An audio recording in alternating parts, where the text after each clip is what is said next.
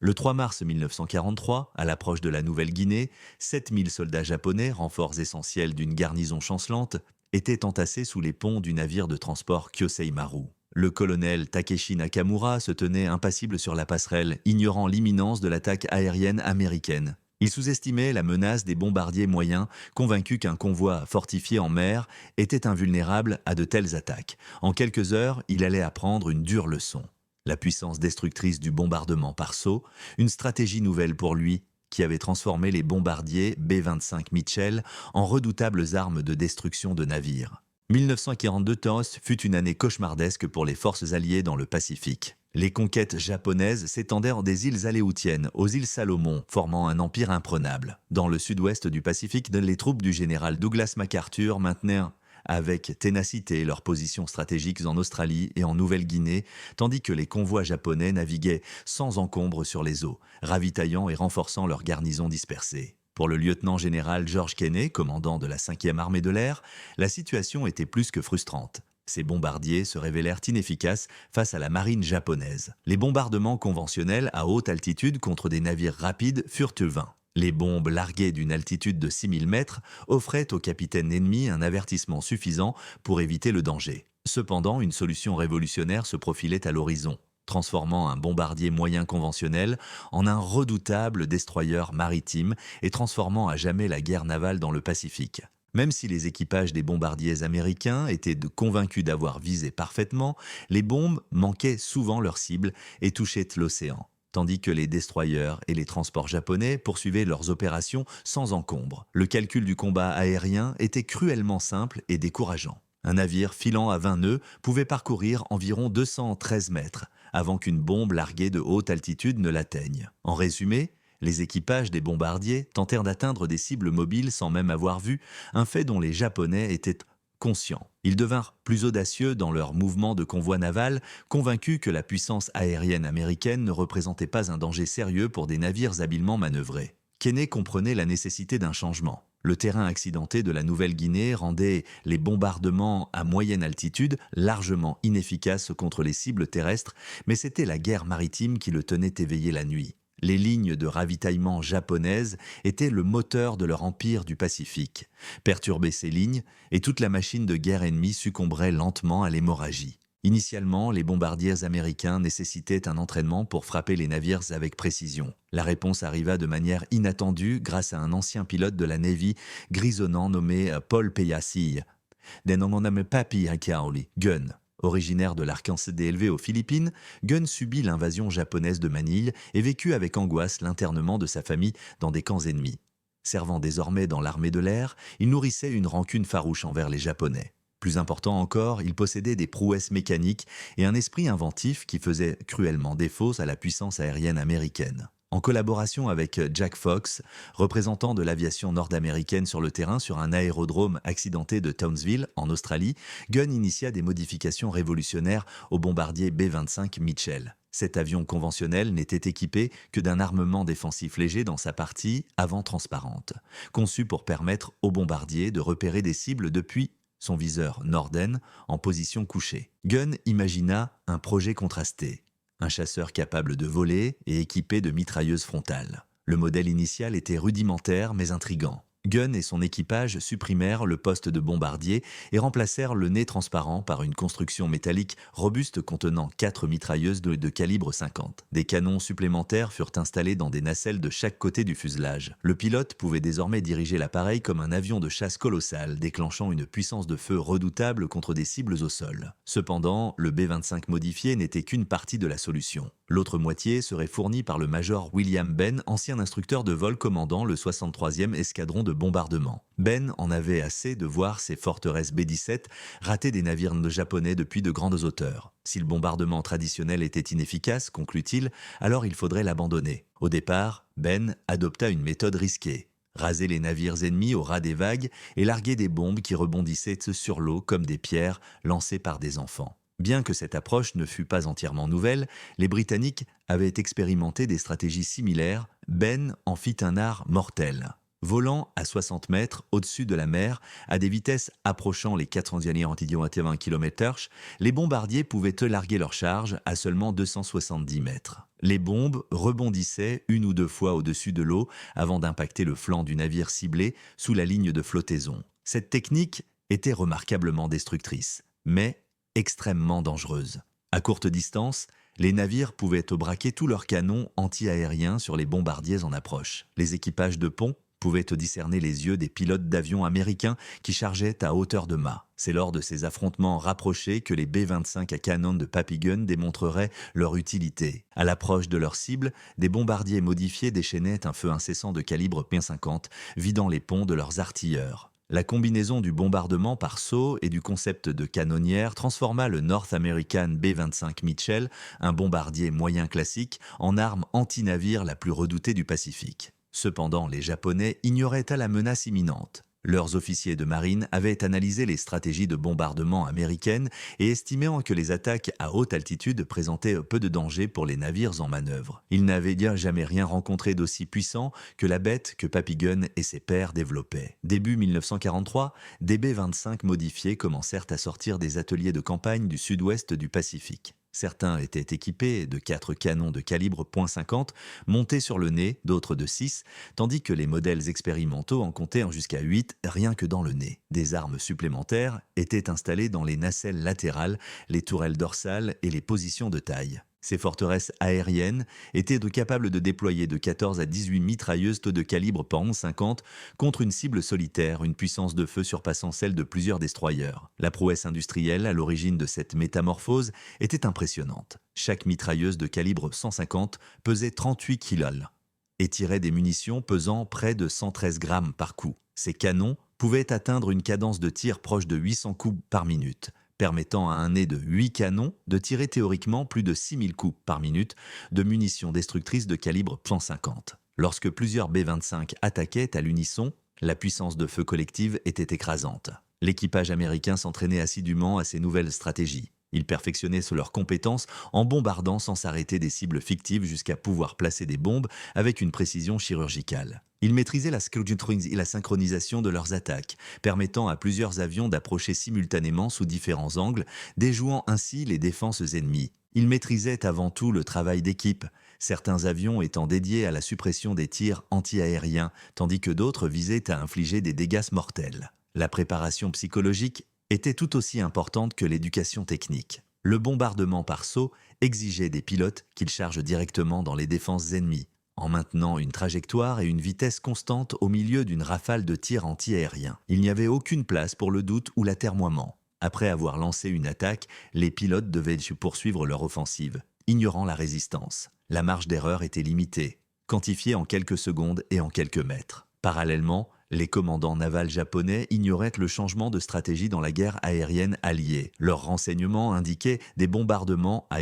haute altitude inefficaces et quelques tirs chanceux. Ils méconnaissaient le bombardement par saut ni la puissance destructrice des B-25 modifiés. Pour concevoir leurs itinéraires de convoi et leur structure de défense, ils s'appuyaient sur des évaluations dépassées du potentiel des forces américaines. Cette lacune en matière de renseignement allait s'avérer désastreuse. L'armée japonaise était réputée pour sa rapidité d'adaptation et ses stratégies innovantes, mais en l'occurrence, elle menait une guerre révolue tandis que ses adversaires préparaient des formes de conflits inédites. L'excès de confiance qui lui avait été bénéfique lors des premières conquêtes commença à l'empêcher de percevoir une tempête imminente.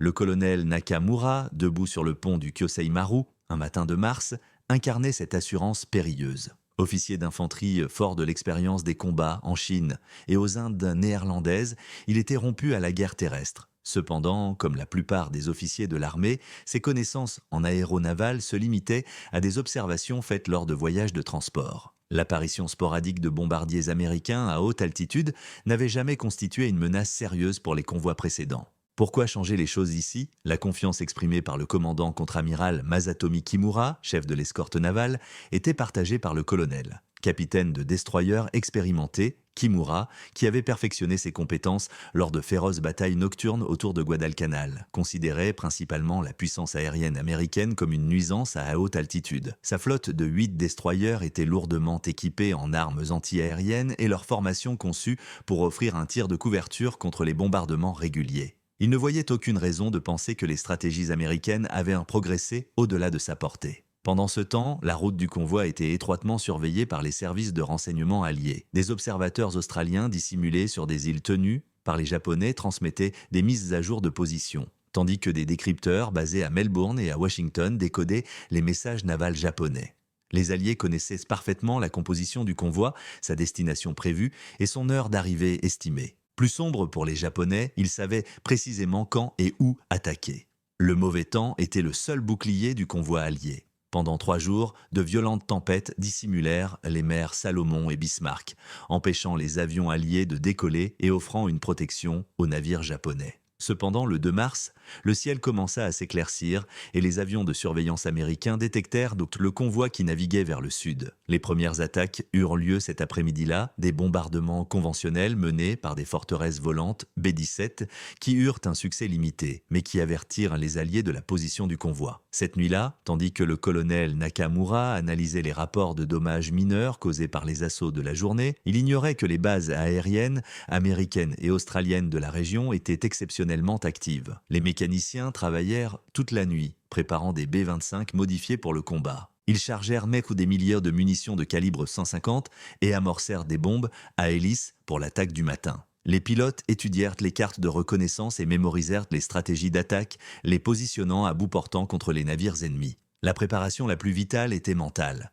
Les équipages des hélicoptères de combat B-25 étaient conscients d'entreprendre une mission sans précédent à une telle ampleur. Ils s'aventureraient dans un espace aérien hautement surveillé, à des altitudes vulnérables à toute arme ennemie. Le succès dépendait d'un timing précis, d'une détermination inébranlable et d'un dévouement indéfectible à l'attaque, quelles que soient les pertes. Certains membres d'équipage rédigèrent leurs dernières lettres, d'autres peaufinèrent leurs armes une dernière fois ou étudièrent les images de leurs conjoints et enfants qu'ils ne reverraient peut-être jamais. Les plus expérimentés savaient que la prochaine mission serait différente de toutes celles qu'ils avaient connues. Il ne s'agissait pas seulement de larguer des bombes à bonne distance et de rentrer chez eux. Le 3 mars 1943, à l'aube, le décor était planté pour l'une des démonstrations de puissance aérienne les plus destructrices de l'histoire militaire. Le convoi japonais, à quelques kilomètres de sa destination, naviguait avec une confiance inébranlable vers la baie. Le colonel Nakamura et d'autres officiers se réunirent pour le petit déjeuner dans le carré exigu du transport,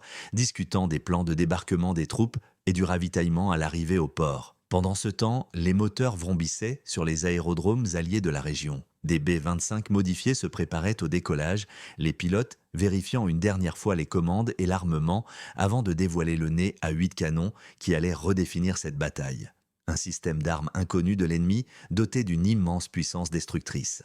En quelques heures, le colonel Nakamura allait assister à une révolution dans le combat aérien. Les stratégies traditionnelles étaient insuffisantes face aux armes et aux techniques qui hantaient tous les officiers de marine. La flotte japonaise fonçait vers une révolution technologique militaire sans aucune possibilité de recul. À 10h15 précise, le 3 mars 1943, le colonel Nakamura examinait les listes de transport lorsque les premières alertes de raids aériens retentirent sur la flotte. À l'horizon, de petites taches s'étendaient rapidement, mais il ne s'agissait pas des B-17 volant à la haute altitude auxquels les Japonais s'étaient habitués. Ces avions approchaient à basse altitude, rasant les vagues à grande vitesse. Le colonel se précipita vers l'aileron de passerelle et observa avec ses jumelles. Ce qu'il vit défiait tout ce qu'il savait des stratégies de bombardement américaines. Une flotte de bimoteurs fonquait droit sur la flotte à une altitude d'à peine 15 mètres au-dessus de l'eau. Le mystère s'épaissit lorsqu'il semblait converger de plusieurs directions à la fois, laissant présager une stratégie d'assaut complexe. Sur le destroyer Shirayuki, les opérateurs radars rapportaient fiévreusement les distances et les angles, mais ces données étaient quasiment sans valeur. Contrairement aux escadrilles de bombardement classiques, dont les altitudes et les caps étaient prévisibles, ces appareils s'approchaient si près du sol qu'ils étaient à peine visibles sur les radars et évoluaient à des vitesses si élevées que les systèmes d'artillerie ne pouvaient les suivre efficacement. L'assaut initial fut lancé par les chasseurs d'avant de la Royal Australian Air Force, des bimoteurs équipés de canons et de mitrailleuses. Ils traversèrent rapidement le convoi, leurs armes tirant des coups mortels, ciblant les ponts et les positions anti-aériennes. Les marins qui, quelques instants auparavant, manœuvraient les canons de pont se mettaient à couvert ou restaient immobiles là où les obus les avaient touchés. Mais les chasseurs d'avant n'étaient qu'un prélude. Les B-25 modifiés les suivaient et le colonel Nakamura découvrit pour la première fois la création de Papigune. L'avant du bombardier Mitchell de tête ne ressemblait pas au poste de bombardement transparent auquel il était habitué. Il ressemblait à une masse métallique massive, ornée des canons sombres de plusieurs mitrailleuses de calibre 50. Le pilote de ce B-25 de tête était le major Edward Larner, un Texan réservé qui avait passé des mois à maîtriser l'art du bombardement par saut. Alors qu'il visait le transporter Maru, le doigt de Larner planait sur la détente tandis que son bombardier se préparait à larguer sa charge mortelle. Le Mitchell n'était plus qu'à quelques mètres du convoi et se rapprochait rapidement. La suite des événements resterait gravée dans la mémoire de chaque survivant japonais. Les 8 canons de calibre 50 montés sur le nez de Larner commencèrent à tirer simultanément, produisant une traînée de balles traçantes qui semblait relier directement son appareil au navire ennemi. Des balles de calibre 50, pesant environ 113 grammes chacune, infligèrent de graves dommages à la structure du navire. Les hublots de la passerelle volèrent en éclats sous l'impact. Les équipes de canons anti-aériens furent débordées comme des feuilles de morte sous la tempête. À exactement 270 mètres de la cible, le bombardier de Larner largua 2 bombes de 225 Carnegie, équipées de fusées à retardement de 4 secondes. L'avion Mitchell survola le navire tandis que les bombes frôlaient l'eau comme des pierres lancées par des géants. La première bombe toucha la coque du Teo Maru légèrement au-dessus de la flottaison, s'enfonçant profondément dans le navire avant d'exploser. La seconde, frappant plus à l'arrière, explosa sous la flottaison créant une large ouverture qui emplit aussitôt la salle des machines. Le colonel Nakamura, incrédule, observa le Teo Maru s'incliner fortement à tribord. En moins de 30 secondes, un bombardier américain réussit ce que de nombreux bombardements à haute altitude avaient échoué. Cependant, l'épreuve était loin d'être terminée. Après Larner, 11 bombardiers B-25 supplémentaires firent leur apparition, chacun équipé d'armes à tir frontal et chargé de bombes capables de couler des navires. Les artilleurs anti-aériens japonais qui avaient survécu aux premières attaques se trouvèrent dans une situation désespérée. Ces appareils approchaient trop vite et trop bas pour que les stratégies anti-aériennes conventionnelles soient efficaces. Les équipages entraînés au combat en formation à haute altitude étaient désormais confrontés à des cibles défilant à hauteur des yeux. La tension mentale était immense. De nombreux artilleurs furent paralysés, peinant à saisir la proximité surprenante des attaques aériennes. Sur le destroyer Asashio, le capitaine de corvette Sato lançait des instructions à ses équipes d'artillerie, mais ses ordres étaient couverts par le bruit des moteurs et le vacarme des bombes qui explosaient. L'armement principal de son navire était conçu pour engager les menaces de surface et non pour des assauts aériens à si courte altitude.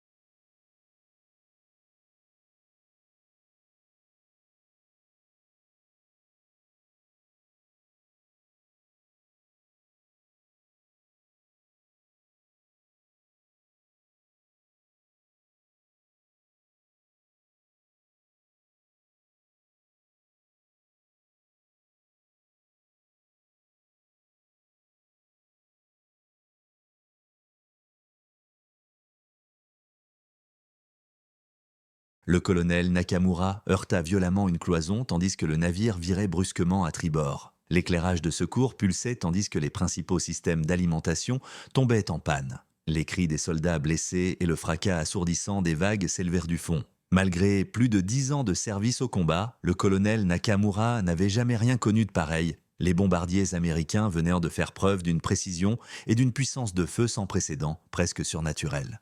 L'assaut se poursuivait avec une efficacité impitoyable. Chaque B-25 se concentrait sur son objectif, reproduisant la même stratégie meurtrière, approcher à hauteur des vagues tout en bombardant le navire ennemi d'un tir concentré, puis faire exploser une bombe qui glissa sur l'eau avant de s'échapper indemne. Un convoi japonais, autrefois confiant, se dirigeant vers Lei était décimé par des tactiques qu'il n'avait jamais affrontées et des armes contre lesquelles il ne pouvait se défendre efficacement. Les transports succombèrent les uns après les autres au duo destructeur de mitraillage et de bombardement par saut. Le Teiyomaru se retourna et sombra moins de 20 minutes après avoir été touché. Le Nojima-maru se scinda en deux après 3 impacts directs. Le Kenbu-maru s'embrasa, le carburant d'aviation s'enflammant lors des explosions suivantes. Cette opération de renfort, méticuleusement coordonnée, se transforma rapidement en une catastrophe maritime sans précédent. Les commandants de destroyers s'efforcèrent de diriger leurs navires pour améliorer la protection anti-aérienne, mais se retrouvèrent engagés dans un conflit tridimensionnel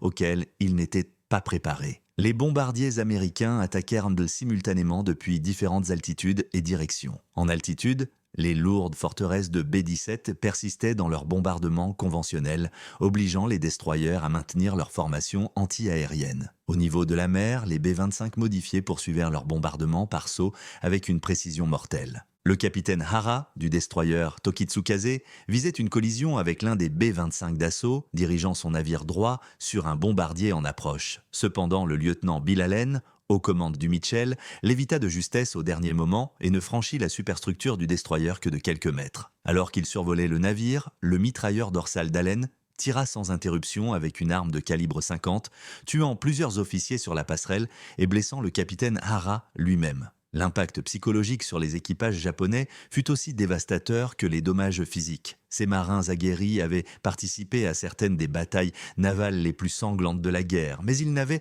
jamais rencontré d'engin comparable aux B-25 modifiés. La vue des bombardiers américains approchant à hauteur de mât, le nez embrasé par les tirs de mitrailleuses, était extrêmement effrayante.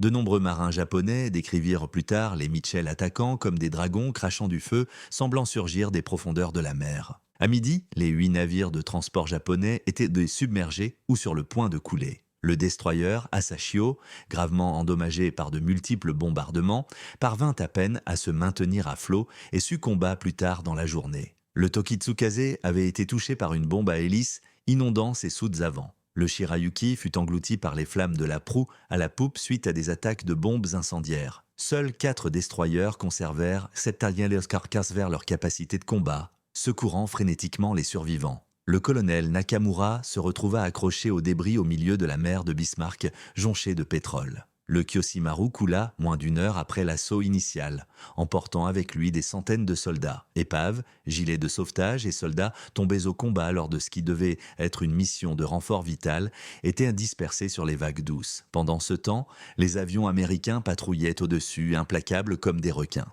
L'aspect le plus controversé du combat restait imminent. L'aviation alliée lança un assaut systématique contre les survivants japonais en mer, accompagnés de destroyers tentant de les secourir.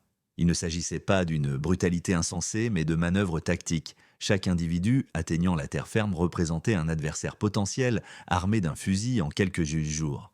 Chaque marin secouru pouvait potentiellement commander un autre navire de guerre lors d'engagements ultérieurs. Militairement, le choix d'attaquer les survivants était logiquement irréfléchi, même s'il hanta de nombreux équipages alliés pendant des années. Le lieutenant Robert Roueg, aux commandes d'un B-25, surnommé « Le ciel peut attendre », nota dans son journal que cibler des hommes en mer était la tâche la plus difficile qu'il lui ait jamais été ordonné d'accomplir. Les ordres étaient les ordres, et la vérité stratégique était indiscutable. Les Japonais n'ont montré aucune pitié envers les prisonniers alliés ni envers les civils lors de leur conquête du Pacifique. Ce fut une guerre totale où les règles de la chevalerie avaient été abandonnées depuis longtemps. Le bilan final de la bataille de la mer de Bismarck fut accablant.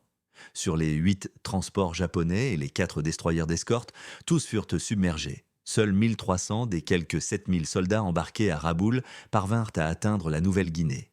La plupart périrent avec leurs navires ou furent victimes des attaques ultérieures des survivants. Les Japonais subirent plus de 3000 pertes, tandis que les Alliés ne perdirent que 13 membres d'équipage. Pour le colonel Nakamura, à la dérive au milieu des vestiges de sa flotte, la bataille signifiait plus qu'une perte militaire. Elle révéla une profonde compréhension de l'essence même de la guerre. L'armée japonaise, réputée pour sa rapidité d'adaptation et ses stratégies inventives, fut prise au dépourvu par la récente révolution de la guerre aérienne à laquelle elle venait d'assister. Le nez à 8 canons du B-25 Mitchell s'avéra être une innovation révolutionnaire. Les bombardiers moyens furent redéfinis comme des destructeurs de navires hautement efficaces, principalement grâce à leur puissance de feu intense et à leur stratégie de bombardement par saut. Cette transformation démontra clairement l'innovation et l'adaptabilité industrielles américaines, modifiant ainsi le cours de la guerre du Pacifique. Au-delà du champ de bataille immédiat, l'impact psychologique fut profond. Les rapports sur la catastrophe se répandirent rapidement dans les rangs militaires japonais, atteignant même le quartier général impérial à Tokyo. L'idée que les bombardiers alliés puissent éliminer systématiquement des convois entiers déstabilisa les officiers qui avaient abattu leur plan stratégique sur l'hypothèse des limites de la puissance aérienne alliée. Même l'empereur Hirohito fut informé de cette bataille et de ses implications. Si les pertes en troupes et en navires furent importantes, le changement de tactique des Alliés fut encore plus alarmant. Si les bombardiers américains infligeaient des dégâts aussi destructeurs aux convois surveillés, quelles en étaient les conséquences pour la capacité du Japon à maintenir son vaste empire du Pacifique? La réponse fut apportée dans les mois qui suivirent. La bataille de la mer de Bismarck marqua l'échec des efforts japonais pour ravitailler leur garnison de Nouvelle-Guinée par voie maritime. Dès lors, ils n'eurent d'autre choix que de dépendre des sous-marins et des raids rapides de destroyers, la nuit venue. Les routes de convoi, autrefois vitales pour leur victoire dans le Pacifique, se transformèrent en zones périlleuses, surveillées par des B-25 modifiés, réputés pour leurs redoutables canons, avant à 8 canons. Après la bataille, la production américaine de versions de canons s'intensifia considérablement. L'usine North American Aviation d'Inglewood, en Californie, commença à produire des modèles B-25J, équipés de canons avant à 8 canons montés en usine pour les opérations anti-navires. Les avions de type Straffer, officiellement identifiés, semèrent le chaos dans la navigation maritime japonaise à travers le Pacifique. Le manuel de bataille, rédigé après le conflit de la mer de Bismarck, servit de base à de nouvelles améliorations tout au long de la guerre. Le bombardement par saut devint une méthode standard pour les bombardiers moyens ciblant les navires. La puissante stratégie d'attaque concentrée initiée par le Papy Gun fut étendue à d'autres appareils, notamment le Douglas A-20 Havoc, puis l'A-26 Invader. Le colonel Nakamura, l'un des heureux survivants de la bataille, finalement sauvé par un sous-marin japonais, consacra le reste de la guerre à concevoir des contre-mesures aux stratégies alliées de bombardement par saut. Ces rapports d'état-major soulignèrent le rôle crucial du positionnement des canons anti-aériens et de l'entraînement des équipages au combat rapproché. Cependant, le problème fondamental restait entier. 1. Les navires se révélèrent excessivement exposés aux assauts aériens des hautes vagues, l'aviation ennemie déployant une puissance de feu concentrée. Les conséquences stratégiques dépassèrent les avancées tactiques immédiates. Le naufrage du convoi marqua la fin de l'autorité japonaise sur la Nouvelle-Guinée. Privées de renforts et de provisions, les garnisons isolées s'affaiblirent sous les assauts alliés incessants. En quelques mois, les troupes américaines et australiennes entamèrent leur marche inflexible le long de la côte, aidées par les mêmes B-25 qui avaient démontré leur prouesse destructrice dans la mer de Bismarck. Le mythe du nez à 8 canons se répandit à chaque mission victorieuse. Les marins japonais surnommèrent ces B-25 modifiés « destroyers volants », développant une crainte presque irrationnelle envers leur présence. L'impact psychologique était considérable.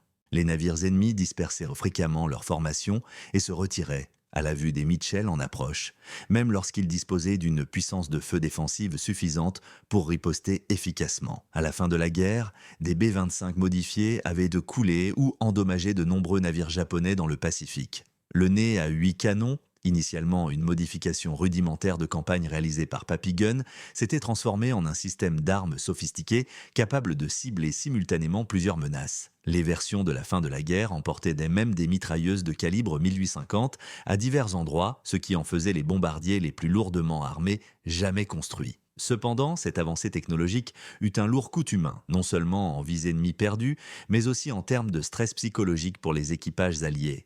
Mener des missions de bombardement par saut exigeait un courage unique.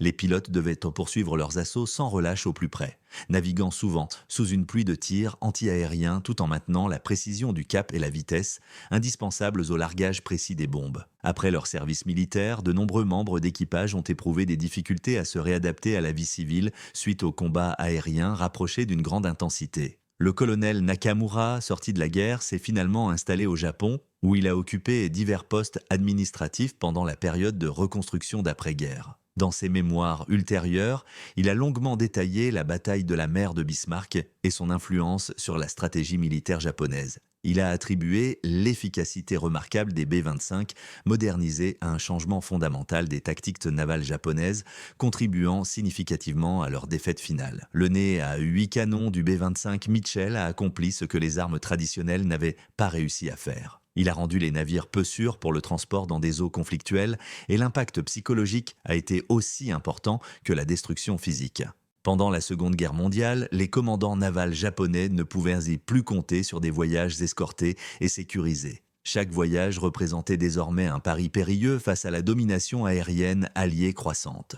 La bataille de la mer de Bismarck marqua un tournant majeur dans l'interaction entre la puissance aérienne et la guerre maritime, marquant le déclin des cuirassés et l'essor des porte-avions et des bombardiers terrestres. Le nez à 8 canons incarnait cette transition, reflétant l'ingéniosité et l'adaptation tactique des Américains sous une pression militaire extrême. Les historiens militaires modernes analysent la bataille de la mer de Bismarck comme un paradigme de la façon dont l'évolution technologique peut rapidement remodeler les rapports de force dans la guerre. L'intégration des stratégies de bombardement par saut et de la puissance de feu concentrée forma un système d'armes révolutionnaire qui redéfinit fondamentalement le terrain stratégique de la guerre du Pacifique. La malheureuse flotte du colonel Nakamura naviguait dans une phase de conflit inédite, ne laissant aucun répit à l'ingéniosité américaine mise au service d'une guerre totale. L'avant-garde à 8 canons du B-25 Mitchell illustrait l'importance considérable de l'innovation et de la flexibilité dans la guerre contemporaine, surpassant souvent les effectifs ou les approches